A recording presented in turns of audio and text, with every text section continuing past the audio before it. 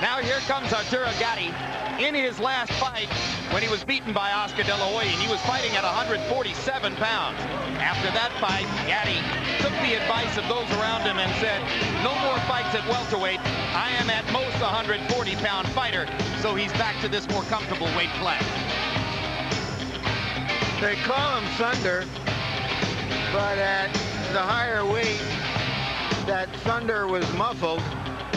He looks in really fine condition at 140, 10 pounds over the weights when he fought Patterson and looked so good as a boxer puncher against Tracy Patterson all those years ago. The high living is behind him, he says. He's getting married in September, and there has been some major league high living for Gatti up to this point. Maybe now he can focus more clearly on his boxing career. Let's go to ring announcer Michael Buffer for the official introductions. Ladies and gentlemen, Cedric Kushner Productions presents an evening of professional boxing for your entertainment here at the theater in Madison Square Garden, New York City. Brought to you in association with the King of Beers, Budweiser, and sanctioned by the New York State Athletic Commission, Chairman, New York City Police Commissioner Raymond Kelly. This first bout is a presentation of Main Events and Mike Acree Promotions. The three judges at ringside scoring this bout on the 10-point must system will be Don Ackerman, Luis Rivera, and Steve Weisfeld. And when the bell rings, your referee in charge of the action, Jimmy Santa.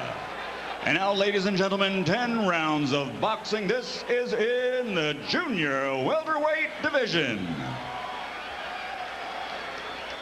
Introducing first, fighting out of the blue corner, wearing black trimmed with white and weighing in at 141 1/4 pounds. His professional record, 26 victories, including 19 knockouts with only 2 losses and 1 draw.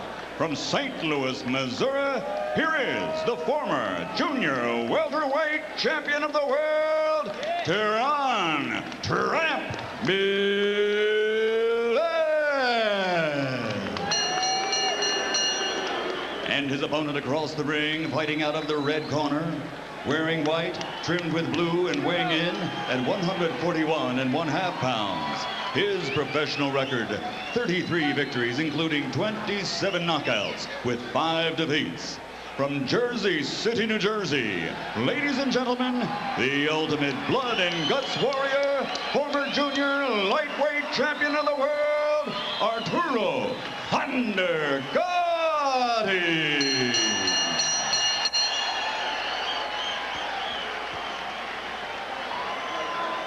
Good evening, gentlemen. We went over all the rules in the locker room. Let's touch gloves and have a good fight. Go ahead. Millett says his plan is to get there first with the most.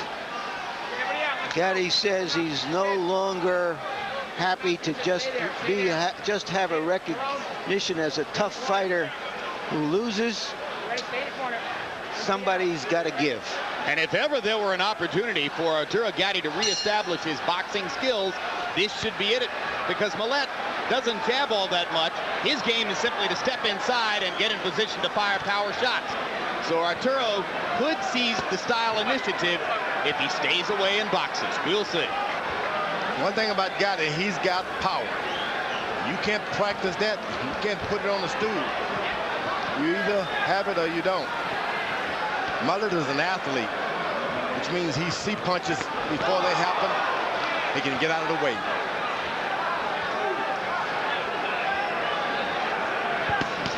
Hard right hand shot by Gatti lands flush.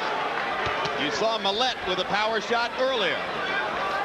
Millett is a good fighter, but he doesn't have the great delivery of a straight right hand and left hook and all of that. Everything he does is athletically. He just gets it done. That's a good point, George. Doesn't jab his way inside. He tends to get in there with footwork, tenacity, kind of a scratch and sniff fighter, but his athletic talent has given him a chance to get away with it. His athletic talent, that's what he has tonight. Well, he had good enough athletic talent to beat Vince Phillips, who was then the recognized junior welterweight champion. So he brings some credentials to the game. Oh, he's not going to keep those credentials long as if he allowed Gatti to hit him in the stomach. Yeah, and one thing that's evident is that Gatti is quicker with his punches. He's beating him to the punch. Gatti landed twice downstairs. Millett countered upstairs and landed another right-hand flush. Millett just seems to be out of the way at the right time.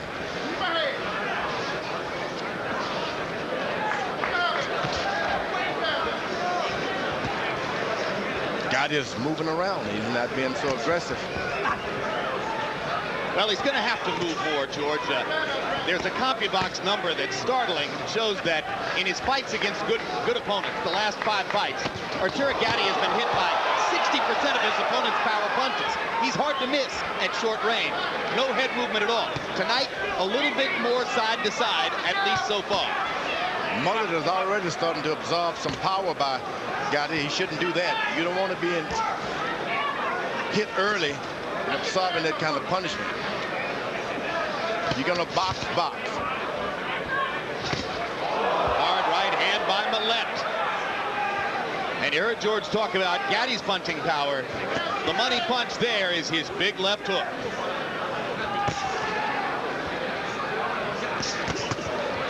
Millett has got to understand if he's going to win this, there's not going to be trading power shots. Round 1 comes to a close, a round in which Arturo Gatti made good on his promise to try to box more than has been the case in the past. No, baby, no. Just straight. Beautiful. Keep doing that with the jab. Keep circling to your right. How you feeling? Good. Beautiful. Just good. Okay, that's okay. You're doing beautiful. See how the right hand's working? Keep circling to your right. Okay? So what the hell you doing? Then relax yourself and do what the hell you're supposed to do.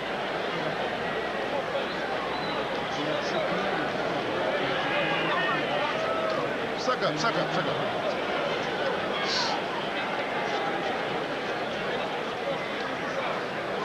Gatti too quick with the right hand for Millett.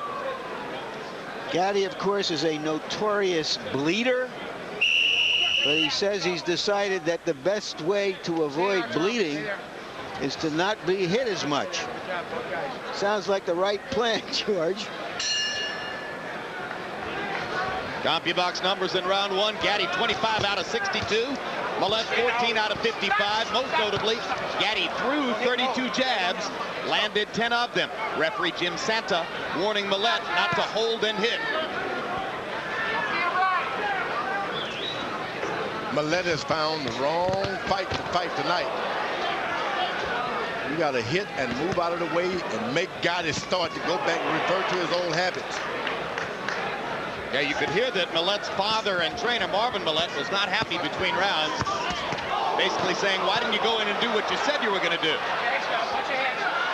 When a fighter is trying to box, you move around and make him decide, look, I'm a fighter, that's what I am. And that's what Millett is not doing.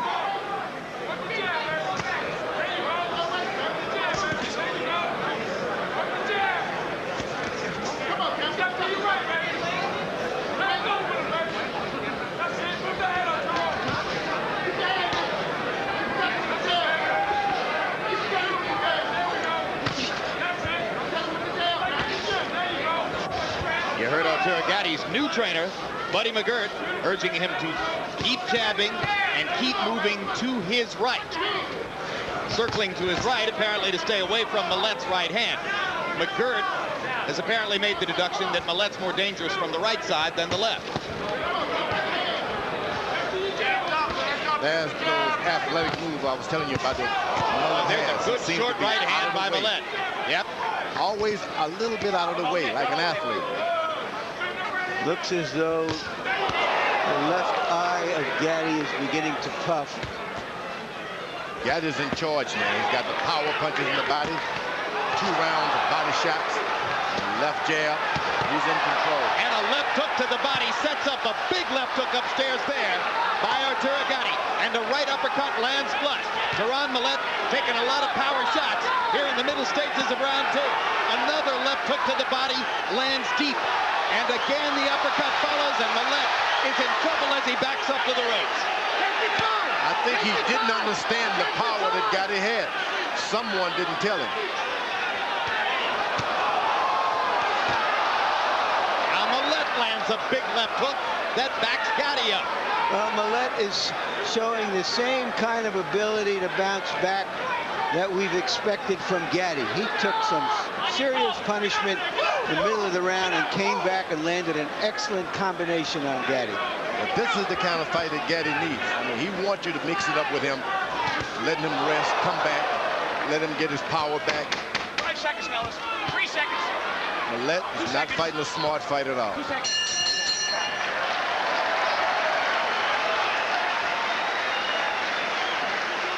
Next Saturday night, and we are so excited about this. Two of the best in the business put their respective undisputed titles on the line. Special doubleheader next Saturday night featuring Roy Jones and Bernard Hopkins in separate fights from 2 locations. First from Reading, Pennsylvania, Hopkins puts the undisputed middleweight championship on the line against Carl Daniels. Then from Miami, Roy Jones faces off with Glenn Kelly for the 175-pound titles. That's next Saturday night.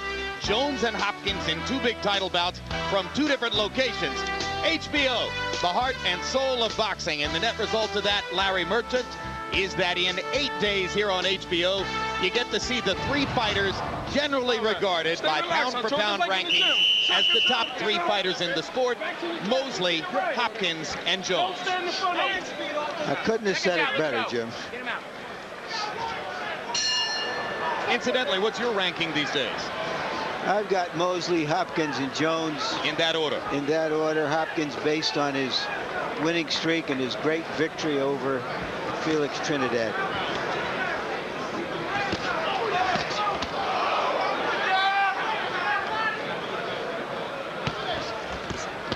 Now Millett is starting to use his left jab a little bit. Think.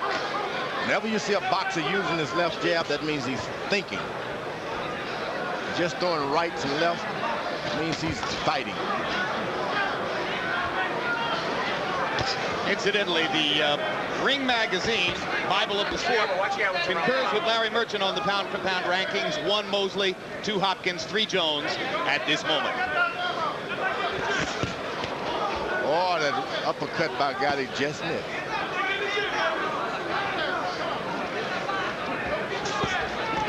Good body, right hand to the body.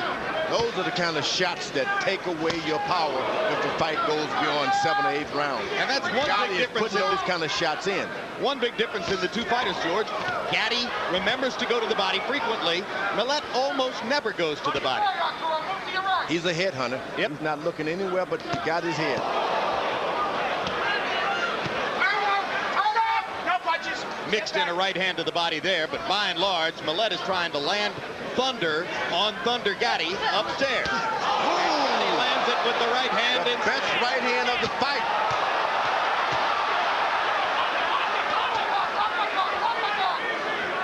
Well, that's not exactly hard to hit.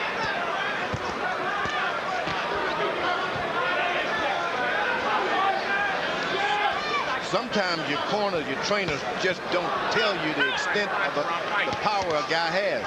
And I think that was left out with Millett. They didn't tell him that Gatti can hurt you with 1 punch.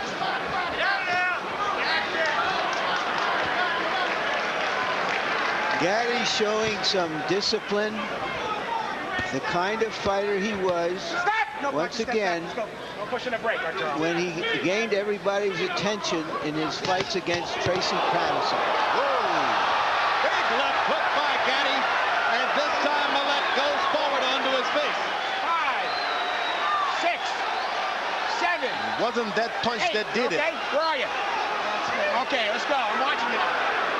Jimmy Santa asking Millett where he is. Millett says New York City. I think you're absolutely right, George. I don't think Millett anticipated Gatti's power at all. It was the first few punches of the first round he hasn't recovered from. Rubbery and really looking good. And Gatti gets target practice here as Jim Santa watches closely, and the round comes to a close, saving Millett for the moment.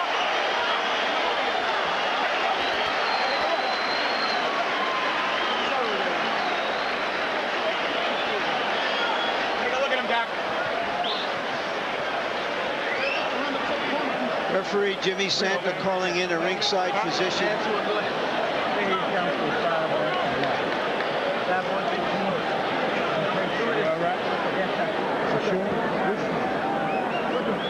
We done, Doc. We done. You got to move, Trent. You trying to power the man. You understand what I'm saying? You trying to power the man. Showing patience and poise as a boxer, still carrying thunder. Arturo Gatti, with an opponent who comes to him, and now he will try to close the show. In round 3 by CompuBox numbers, Gatti landed 28 out of 46 power shots, 61%. Harold, how do you have it scored through 3? Okay, Jim, 3 rounds to nothing, 30-26 Arturo Gatti. Jim, in the second round, I thought it was close to a 10-8 round when Tyrone Millett was nearly out, but he came back with a good left hook. In the third round, score at 10-8. But I got to tell you, at the very end of the round, when Tyrone Millett went into those ropes, Jimmy Santa could have called that a knockdown as well. Only 1 knockdown so far, so round 3, 10-8. More big shots from Gatti landing flush on Millett.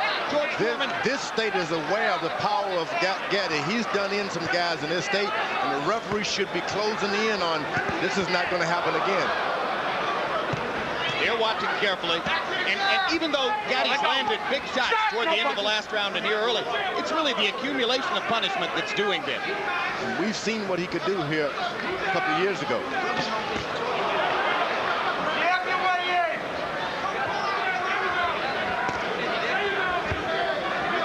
Probably the best Arturo Gatti has looked since the second of his 2 great fights with Ivan Robinson.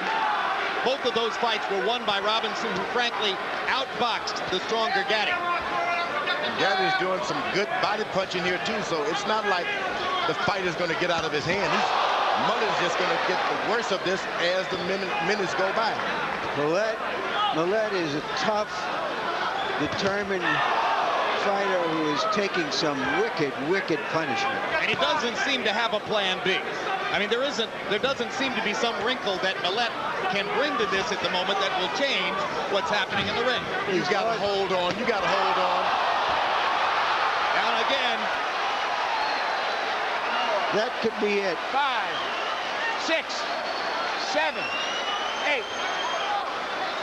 Come to me, look at me. Matt, where are you? Well, he still knows he's in Madison Square Garden. Yep, but I don't think the referee knows where he is. Somebody's going to get hurt. Yeah, this is unnecessary at this point. And that will do it.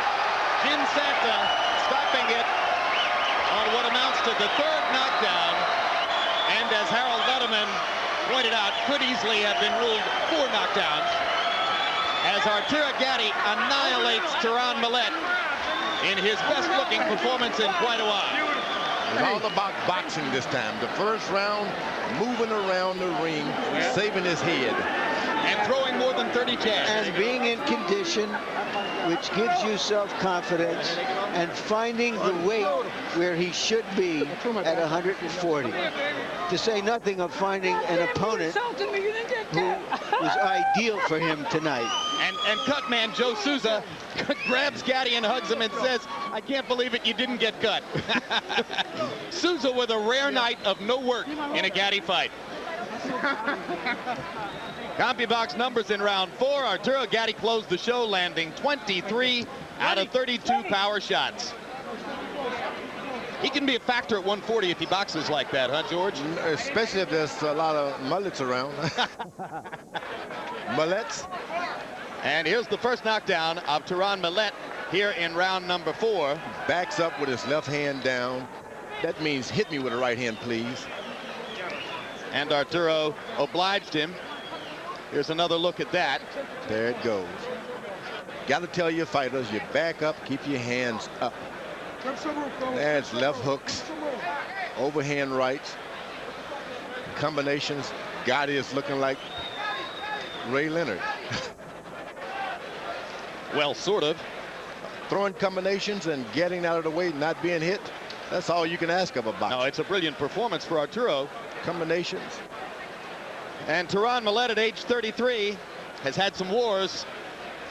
maybe he's going to be moving on toward other things to do, because he's really the kind of guy who sees himself as a championship caliber fighter. I don't think Tehran is going to want to stick around. These were all headshots there. Yeah, absolutely. It's going to take a while to recover hit a from lot. those. Yep.